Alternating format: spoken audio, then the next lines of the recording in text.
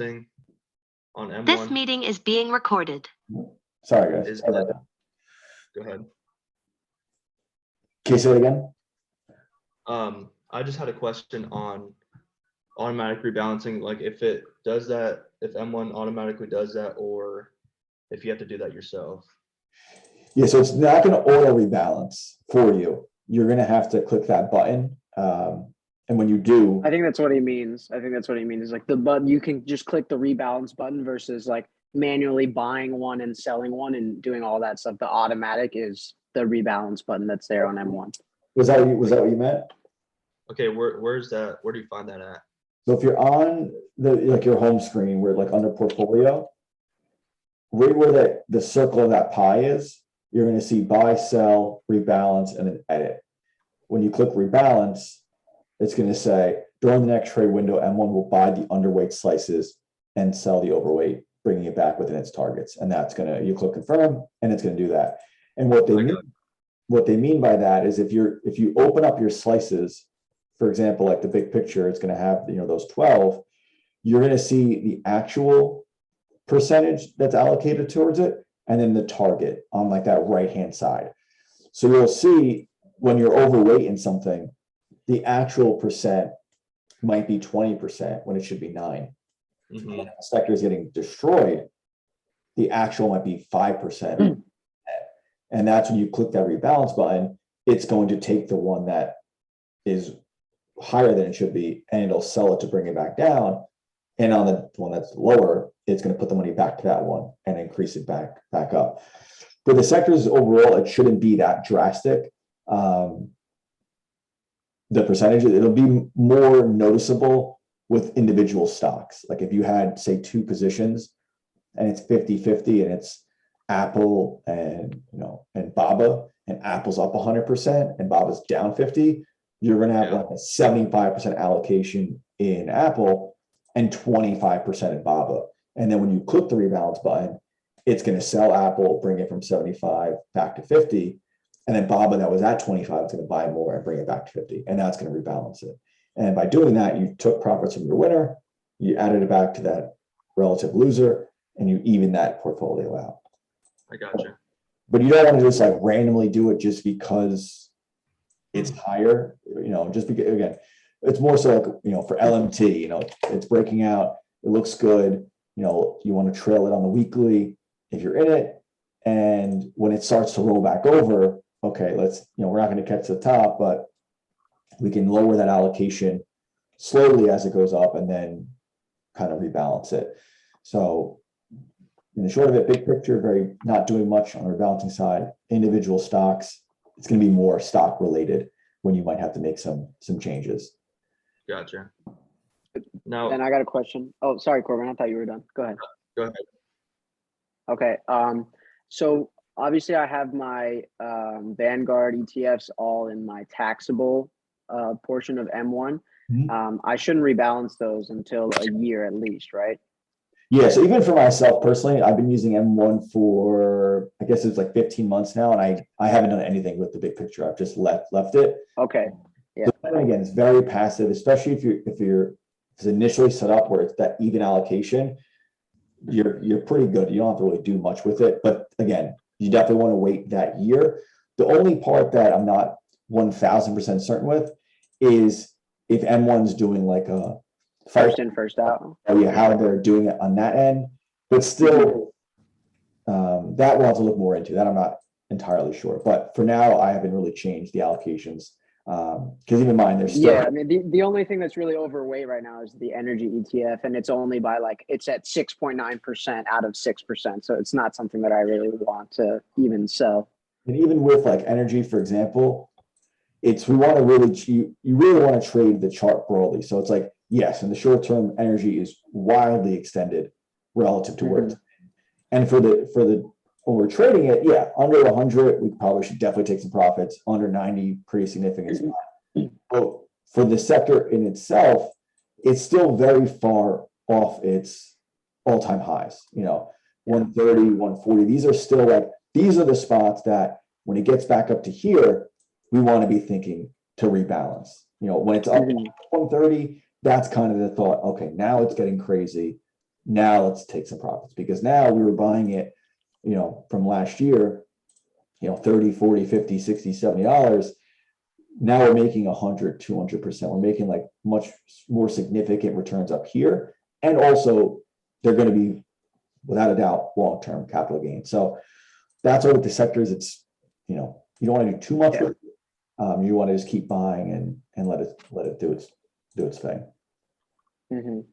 And when it comes to like the single stocks that you're kind of holding long-term and rebalancing, is there a certain overweight percentage that you start looking to kind of rebalance, like when it gets to like double the amount that you have invested, or is there a number for that? I wouldn't say hold on, I'm just putting trading back up. I wouldn't say a hard percentage. For me personally, again, everyone's going to be different. So if you can have 15 names and you're going to be closer to kind of market returns, and if you have one name that's going to be strictly stock specific returns, like, a lot of stocks, average returns 10, 15%. A few stocks, you can have 50%, 100% returns in a year. And again, on the downside, the same thing. So for me personally, I had maybe like 15 or 16 names initially, and I'm slowly trying to get more concentrated on the names that I like, Apple, Shopify, CRM, Apple, Etsy, Airbnb, Baba. Like for me right now, Mitch, Teladoc, Uber, and Bumble are probably the first four that I will look to slowly get rid of in time, because I don't have as much conviction in those names in the longer term, but I'll still trade them out. Like Bumble, I'm not doing anything with them, things getting smoked. But when it gets back up into the 60s, 70s, and 80s, that's when I'll start to kind of let it go, and I'll just move that money elsewhere. But percentage-wise, I wouldn't be overly focused on the percentages, more of just like the chart. Like for a lot of the tech names now, it's super obvious, but like for me, I lowered a significant amount in like CRM and Etsy all around, I guess, kind of beginning of December. And now, of course, it looks like the smartest thing in the world, but it was just very simply, the name took out the high, it starts to come back down, and that's when we're looking for the exit. And that's kind of like with LMT right now. I think it was for like Dorian's in it. In the short term, it's probably going to shake out this 440 or 430, but it's still kind of pushing its way up. When it really wants to start coming back down through this 440 and 430, and we're not seeing bullish engulfing, we're seeing bearish engulfing, that's the time to just, either take a significant portion or lower it. For me, I was like 10% in Etsy, I lowered it to 5%. In hindsight, of course, now I should have been, I'll do 1%, but that's just not how the world works. But it's more so just trading the chart. It breaks out of that major high. You want to hold it or take some profits. When it comes back down and we don't want it, we want to say, I want to sell it back at 300. We're thinking that's when we want to take the profits and then reassess. And now I can start to increase Etsy back up to that 10% and do the same thing. I can increase the allocations down here again. And then when it gets back up to here, same thing, lower it from 10% down to 9, down to 8, down to 7. And if it wants to continue higher, amazing. If not, I can broadly trade this very wide range. This is more than 100%, 150, 200% buying it down near 100 and selling it up near 300. So we just want to trade the bigger ranges in these names, not like trying to find the bull flags type of thing. Yeah. So CRM would be sort of the same thing where you're increasing your allocation since it's near the lows. Yeah, same. Yeah, exactly. So like same thing. Etsy and CRM are, again, all these charts were kind of the same. Yeah, all the tech stuff, shop, all that kind of stuff. But those were the times where it was like lowering the allocation, and then now I can start to increase it. But the tricky part now for me is like I can only really lower, like if I want to increase Etsy, I can only really take it from Apple, because this is the only one that's still holding up enough. Like I'm not going to Bumble. I'm not going to lock in a loss in Bumble to add to Etsy. Like I'm not going to do that. But I have to add. I can only really do it right now with Apple's actually really the only one. So I have to be more strategic. It's like I can lower Apple's allocation, and then do I want to put it into Etsy or do I want to put it into CRM? That's where you have to make those decisions. Mm-hmm. Gotcha. All right. Let's see. So going back to the group, some of you guys were talking about, with the names getting slaughtered, and this is like, if we think about even energy right now, energy is amazing. Everyone loves it. Everyone wants to trade it, but no one wanted to trade it when it was getting slaughtered or buy it when it was getting slaughtered. But when you actually were buying it when it was getting slaughtered, if you're buying energy at, VDE at 40 and now it's at 100, you're up, 100+% in 2 years to 50% yearly return, which is more than double the average trend of the market, triple that. So that's where, when the sectors are getting slaughtered, that's really when you're going to get the best, prices. That's when most people want to be selling, but that's where you have to be thinking to add. But when you get into the individual names, they can get beat up much more than we really expect. So it's like, if you think about like Facebook, like this is still too beat up that it doesn't really make sense like to start in a position now, because it hasn't shown anything that it wants to change other than it's coming down. So it's like, okay, if the name's getting really beat up and you're already in it, you're kind of in for the long haul. Like I'm in Bumble, I'm gonna be in Bumble for quite a bit. Like this is like a Snapchat type of chart. Like thing gets smoked for a year or two, starts base and slowly work its way up. And Bumble's kind of doing the same thing, which is getting smoked. It probably has a year more basing out and then working its way back up to that 80 level. And that, I just know this is probably going to be like Snap, a few year trade. It's not going to be like, I'm going to be out of this thing in a quarter or two. So, but you have to have the conviction when they are getting destroyed, because when you're buying these in for the longer term, you're not going to just always be buying them, right here and then being able to sell them here. There's going to be those times when you are starting the position here and you have to sit through all this before you get to that. So that's just, I think the reality of what some of you guys are learning now, because a lot of people have started recently have been very tech focused. And of course, those are the ones who've gotten the most smoked. Yeah. And I guess that's where the beauty of dollar cost averaging comes in, where you don't really have to be perfect when you're buying these weak names. You can kind of just buy them every week and get a little piece of it every time. If it goes lower, you have a better average cost. And if it goes up, you start to profit. So and that's like, even with me with Etsy, like I started buying Etsy like in this base was when like I added Etsy to the portfolio, and I pretty much bought Etsy the entire time and then took the profits. And that's kind of, just waiting for that major retest, waiting for that major breakout. When everyone now, when you think of like Roblox or Affirm, when everyone, like, you couldn't get someone to want to sell Affirm up here, when you are doing that kind of like that thought process and you're holding the name, that's when you're like, I need to get out of this thing. Same with like Affirm. It was like, I wasn't in Affirm, and this was a name I was like, under 150, this thing's getting destroyed, because it was up 300+% in a few months. And it's like, if you were in Affirm and you were buying it at any point, once it started to come back onto that major breakout, that's when you wanted to significantly lower your allocation. And that's like a lesson that I learned, where I went from 10% to 5%. Now going forward, I might be more aggressive with that. And Airbnb might be the first one that, maybe actually not right now, but when it gets back up near this 210, 220, this might be one that I might go from the 10% down to the 1 or 2% when it gets back up here. When in these other ones, I was only doing kind of lowering it by half. And now I'm just being a little more aggressive with it. So maybe a question that somebody might have when they're starting, right? They're opening up their long-term investment account. They're thinking of buying, 5 names. Should they be evenly getting into these names when they're getting in initially? I think so. I think even like with the big picture, like, and I know for me personally, when I've done this for individuals, even as an advisor, and you have to build out that portfolio, and okay, I got to wait for energy to set up to get into it, and then I'm going to wait until tech sets up to get into it. It's very difficult to really do that versus like, these are the names I want to start with. And that's why or at least I try to focus on so much more on the weekly aspect and not the initial deposit, because you can, then when it's like, all right, I like these 5 names, I can start with $100 and buy $20 worth of each of these. And if this thing drops 50%, I don't care, because it's so insignificant.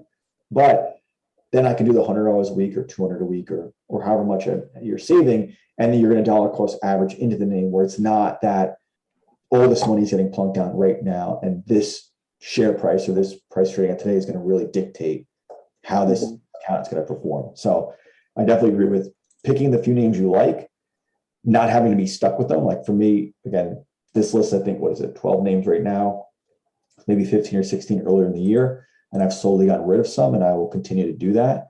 And I know that as I get more concentrated, the portfolio's fluctuation is going to increase much more dramatically because it's just less names. You know, when I'm just Etsy and it's down 50%, I'll be down 50% until it, you know, has its, you know, swing back higher.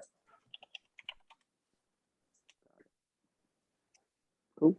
All right, so let's see, that was that.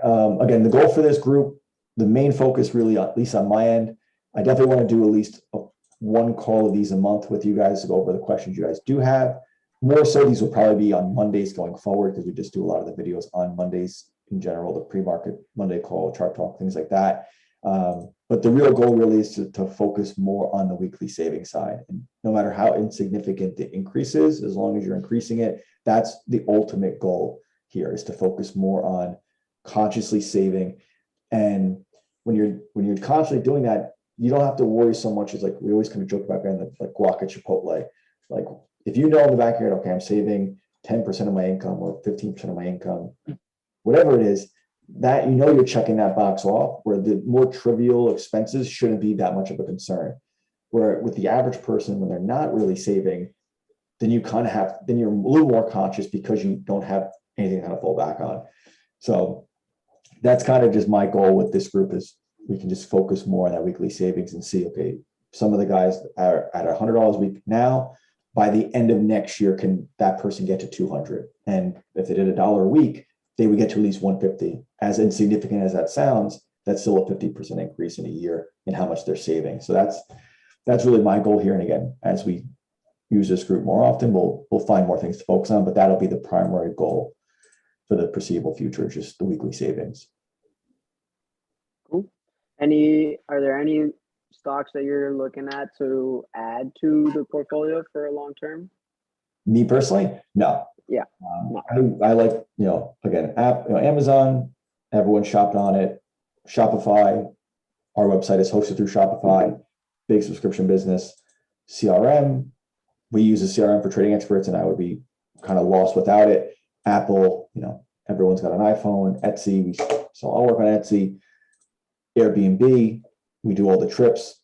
I'm renting the homes for Airbnb. And then Baba, we're buying all of our artwork from Baba and Son on Etsy. So those are like my core names that I'm using on a daily basis that like I have the utmost conviction in, separate from the short situations where, okay, Mitch and Bumble, I'm not on dating apps anymore. I get the subscription business, but I don't really care about it. Uber, I'm not really using Uber. Teladoc, I'm not going to the doctor. So like those are like going over my list of current names. I have the 10 or so I really like. I have these 4 that I probably just added without doing as much research as I should have been. So I'm trying to get more concentrated than more diversified. So that's where I'm just more narrowly focused, but that's just for me personally. You guys find names, you know, and we can also use the group to kind of discuss those ideas as well and see if they really are long-term ideas, because I've had conversations with some members on the side and they're like, I like these 15 names. And it's like, all right, well, what does that one name do? And then they're like, I don't know. It's like, all right, well, if you don't know what they do and you want to hold the same for a year or two, when that name does get smoked, that's going to be the first thing you're going to want to sell. So that's like, for me, like I have conviction in those first 10 that I kind of rattled off, where like Mitch, Teladoc, Uber, and Bumble, I don't have that much conviction with. And those are going to be the ones I'm willing to get rid of. Yeah, it makes sense. I actually, a couple months ago, I got the M1 credit card, and because I use it for those stocks that I'm in, I actually get cash back that gets reinvested into those companies. So it's pretty cool. I mean, it's not a lot of money for now, but you know, 30 years down the line, it definitely adds up. Yeah, I haven't used that yet, the card yet, but that is actually a pretty cool feature. They're definitely getting smoked on that, but they're just getting users because of it. Yeah, they're bringing in users and doing what they need to do. So. All right, cool. So, Winley, you have any questions we can go over? I think a couple of questions on GroupMe. I don't know if you saw it. Like pretty much, like for example, opened the account on August last year, Okay, and I got a big picture model as well, and I got inside the pie I also have individual stocks like Microsoft, Apple, companies that I believe on, have potential to keep growing on reinventing things around. I also have Shop, for example, Mhm. but I started buying Shop in August. That was like maybe the price of stock was like around 1,500, I believe. I'm not looking at the chart right now. Mhm. And I see you talking about allocations, like when it's getting smoked like it is right now. Like, do you lower the allocation or just increase it more to keep buying more Shop at this pretty much price, or what do you do? Like that's one of the questions that I wanted to know. Like, what do you recommend doing in something like that? Understandable. So, and I think I had this conversation with Dorian, and for me personally, it's like, I don't want to forcefully take a loss in anything because then it's undoing the proper way to rebalance. Yeah, Now, the question, and I think it was Dorian, it might not be, but for him, he was profitable in the name. The name was coming back to his price. And then maybe his conviction was now changing in that name because of the price. yeah, Would it make sense for him to get rid of it? 100%. If he's now down 50%, like for me in Bumble, like I can't do anything in Bumble right now. I can continue to buy Bumble. It's not like Bumble's going to go to zero, but I can't lower the allocation. If my cost basis in Bumble, it was probably like in the 50s somewhere, back at 50 on the way up, I should not be lowering the allocation to be the voluntary investor. But if you're in Shop and your cost basis is 1,500 and Shop, and you're buying Shop here, you guys can see my screen, right? yeah, So you're buying Shop here, for example, it runs up, looks amazing, and now it comes back to here, and you are now back to break even, and maybe you don't have as much conviction. I would agree with you, yes. If you want to lower it, you want to fully remove it, completely with you. You don't want to get into the habit, though, of it's now down here, and you're down 50% or more, and now you want to start lowering it. That's going to be like, it's just going to be way too much work. You're going to just be realizing these huge losses, and it's going to be very hard to kind of recoup those. Where even for me personally, I had a few like energy names that I got trapped in pre-COVID that I was just buying them in this base. I did not have a stop in, and I got trapped in it. And there's really nothing I could do. And I added like marginally down here, but very insignificant. And now that it got back up here and finally broke out, mentally, I'm like, I know these names are going to go higher. I have a significant position in the sector that's not relative to the stock, but like, I'm just done with this name. I've been watching it for 2 years. I watched it go down to, $8 through all this, and I'm going to take my 10 or 15% profit here, and I'm moving on. Doxy's definitely going to trade back to 100 in a year or two, but I'm not going to sit around for that. I'm going to do something elsewhere. So this was like a mistake that I made, but if you can get out of them closer to your cost base, or even if you're just say, I'm willing to take a 5% loss, that's okay. But just, I wouldn't get in the habit of trying to do too much with getting rid of these positions, because again, they're going to be long-term, and you're going to have to expect, if you look at any stock chart, there's no, other than maybe Apple, there's no like perpetual uptrend. Most stocks are going to have these periods when they're very choppy, when they just trend higher, when they just trend lower. So those are things you kind of have to expect, especially when we're being a little bit more passive. But yeah, so ensure if you're up in the position, it's coming back to your price and you can get up break even, I'm cool with it. If you're already losing money in it and it's a marginal loss, a couple percent, you can live with it, okay. If it starts to get, like for me in Bumble, I cannot lower the allocation. I have to stick with my conviction, and I have to continue to add to it, knowing that it's breaking down, and then starts to base and trend higher. I can then increase the allocation and take advantage of it down here. And then when it gets up here, when everyone loves it, everyone wants to buy the 84 IPO breakout, I can now start to unload it. Okay, gotcha. Yeah. Because right now in Shop, for example, I'm just getting murdered. Like that thing is just getting smoked. So, yeah, and that's even like, again, with this group, before you try to make some of these, I don't want to say more rash decisions, but just like we use Alpha Chat as a sounding board to discuss short-term ideas, use this group to discuss, I'm looking to add to this name, or I want to add this to my pie. And then it's like, well, why do you want to add it? Why do you like this name for the long term? Do you That's look at it for the long term, or is it just a chart? And on the flip side, now that you're down, I'm down in Shopify with you as well, but I'm not going to sell it because I like their business. I know, and I've been using it for many years, but you can have that conversation in the group. Maybe you can avoid making a mistake. So those are hopefully some of the reasons of how we can use that group to our benefit. All right. Yeah, it can be very tough to switch the mindset from an active swing trader to a long-term investor, but you have to really look at it as two completely different people. And like this shop, like you said, I'm getting completely smoked too, but it's like, it is a company that I believe in for the next 10, 15, 20, 30 years. Yeah. So for me, seeing it come down like this is just an opportunity to buy more. Versus as a swing trader, I'm not doing that at all. I would call myself an idiot, but that's like, that's why you have to completely flip the mindset. And that's where, like, the reason why I like M1 with this so much is that you're not looking at it constantly. Like your active account, you're going to pretty much check every single day. But this is a little bit removed where it's not going to be like swing account and then M1 account. It's the M1 account is somewhere different that you have to constantly look at it. And you don't want to just forget about it and not look at it all, because that would be, wouldn't be the smartest thing. But you don't want to like overly watch it, because you have to just understand there's going to be these fluctuations. And realistically for Shopify, it can still drop another 50% from here. It can very easily still come down to 300 and even go lower than that in reality before it's going to have that next swing. And if say your initial cost basis was 1,500, and for you, that's what you're thinking about, because probably when you first bought it. But if you keep adding to it, you'll probably get a closer average to call it $1,000 a share as it comes down to say 300, and it starts to work its way back up. And now when it gets back up to 1,500 or say 1,700, and it gets back up here, you'll probably be up 50 or 60% in the name. And that's when you can then start to lighten the load up here.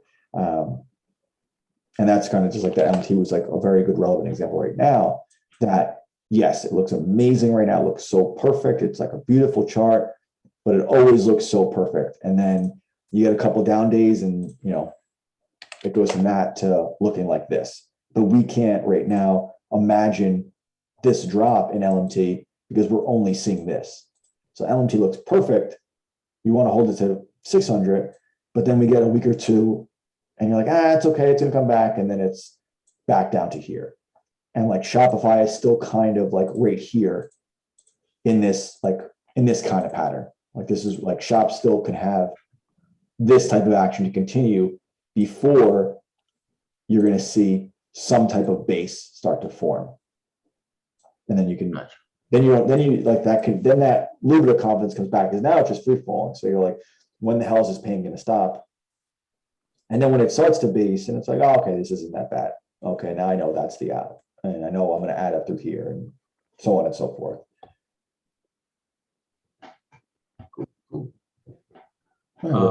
Another question that I had, I think you talked about it a long time ago, but I don't remember exactly what you said. Do you recommend rebalancing the portfolios once a year, like hitting that rebalance button, or what do you recommend doing with that? So right now, just putting weekly deposits. Once in a while I throw a little more money in there, but this isn't something that I'm looking for years. 20 years down the line, 30 years down the line. Nothing like I'm focusing on every day, like you said. Yeah. But to regards to that rebalance, what do you do? Like hit it once a year, or? So if it's related to the stocks, like the names, it's going to really just be based off the chart. Okay. It's not going to be like a specific time. It's going to be like, LMT back under, 430, that's okay. Let's lower the allocation. Let's rebalance it right then. And then whatever is the worst performing stock that you have, probably Shopify, it's going to rebalance it into that name. So really with the stocks, it's going to be stock specific. It's when the name is broadly starting to come back down under that major breakout, we're taking the profits. And then, on that topic, I personally don't have any like fixed, like any cash equivalent in my M1, like an FIGXX. And this was, again, was a conversation, I think it was with Dorian, about if you wanted to say, take profits in LMT, but then you didn't have a name you want to add to, what do you do? And that's where, if you don't have the conviction to add to something at the moment, but you have to, for example, sell LMT, you can add in this basically money market equivalent. It's going to pay basically nothing, but it's going to sit in cash. And then when you see, okay, you know what, Bumble's got super beat up down here, and it's a huge doji at lows, starting to reverse. I want to start adding back to this one. Then you can lower that cash equivalent. We'll say it's 5% to 4 and add it to Bumble, and then sits up again, and you lower from 4 to 3 and increase Bumble. So that was something where I wasn't really thinking about having like a cash position in the account, but that is definitely something you could do. But for the most part, again, especially the mindset really is going to be long term. It's you sort your percentage, you sort your names, like very simply speaking, I'm just on chart view. But you would do, you sort these names. Baba's the best, relatively speaking. Okay, I want to take the profits from Baba, and Bumble's the worst. That's where I want to add the money to. And by doing that, hitting that rebalance button, pretty much M1 is going to do that automatically, because it's going to say that Baba's 20% of your portfolio when it should be 10, and Bumble should be 10, but it's 5. It's just going to know by that percentage that you're overweight in one and underweight in the other, and it will do it for you. But again, when you're thinking about rebalancing, let's, hey guys, I'm thinking about rebalancing Baba here. And it's like, nah, it's definitely not do that, because it's breaking down. Let's not look to lower the allocation here.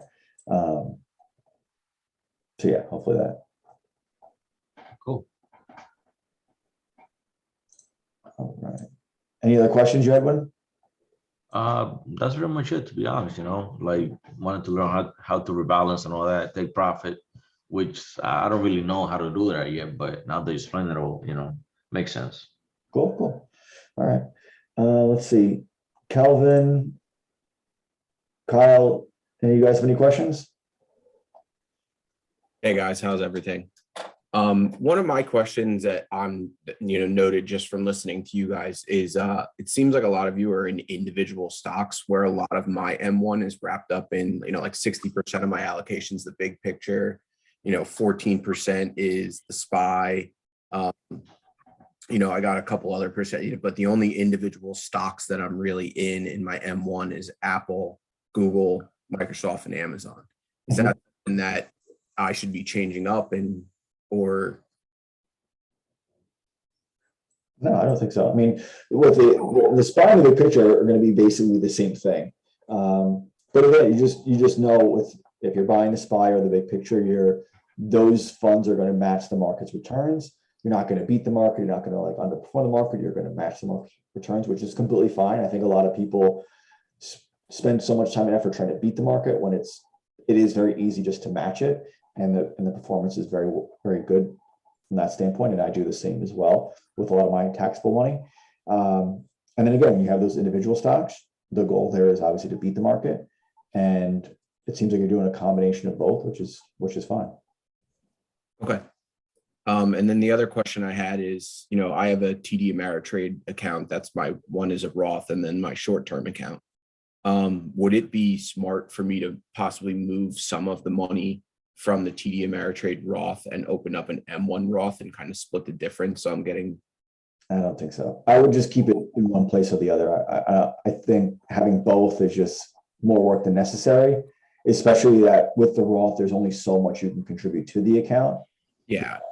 It's not like I'm at the point now where I'm out of the taxable brackets where I'm not going to be able to contribute anymore. So which is a good problem to have. And then Right. at that point, it's either you actively, and this is where it's just your own performance, where even for myself, when I did my year in review, I did much better with a lot of the passive stuff, like the M1, the individual stocks, of course, not for right now because they're all getting destroyed, but my performance on M1 with the big picture and my individual stocks did much better for me last year than my active trading. So for me personally, I'm focusing more on the weekly savings in these accounts. And of course now, the stock's getting destroyed, but that's beside the point. I'm focusing more on the passive stuff more so for this year ahead.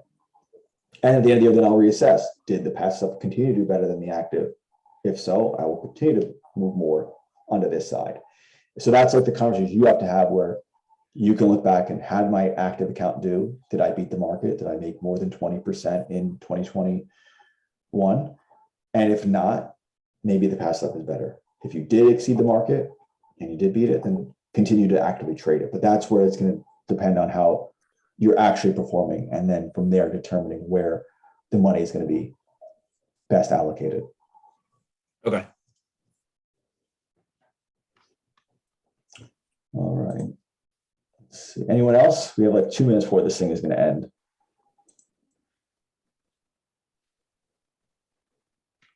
No, That was everything from my side, to be honest. Yeah, and the same thing as Kyle. You know, I got a big picture as well. So I just got a small allocation on the regular stocks. You know, pretty much like 70% is big picture and 30% is like regular stocks. okay.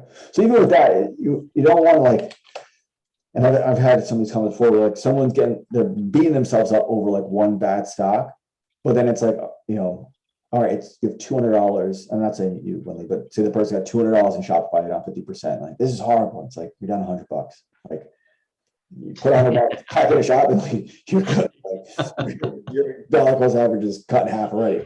So don't let the percentages affect you that much, especially in the beginning when the dollar amounts aren't going to be that life changing. It's not going, you know, if Shopify went to zero, your life should not change based on that amount of money that's invested in it. So that's, again, why we focus so much on the weekly stuff and starting with a small amount. So you can learn these lessons, just like I've learned like the way Snapchat. Like I knew after sitting this name for 3 years, when it finally gapped up, I couldn't start to think to take profits here because I had all that time invested in this name and I had to like sit with it.